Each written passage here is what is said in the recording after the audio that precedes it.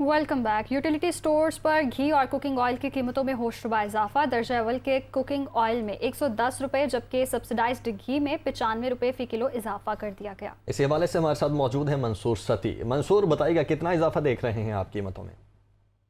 जी बिल्कुल, रावलपिंडी के मुख्तलिफ यूटिलिटी स्टोर्स पर जो घी की कीमतें हैं उसमें 95 रुपये से 110 रुपये जो है वो इजाफा कर दिया गया है। ख़ास करके अगर जो सब्सिडाइज जो घी था, जो पहले जो आवाम को 260 रुपये मिलता था, अब उसकी नई कीमत जो है वो 355 रुपये मुकर्रर कर दी गई है। इसी तरह जो ब्रांड्स के दर्जा अव्वल के जो घी या कुकिंग ऑयल हैं उनकी कीमतों में भी 110 रुपये फ़ी किलो जो है वो इजाफा किया गया है। जिस तरह पहले जो एक ब्रांड का जो घी या ऑयल जो था वो 426 से 427 रुपये में मिल जाता था यूटिलिटी स्टोर्स पर। अब वही जो घी या कुकिंग ऑयल है उसकी कीमत में इजाफा हो चुका है, वो 537 और 536 रुपये में वो जो है वो दस्तयाब है।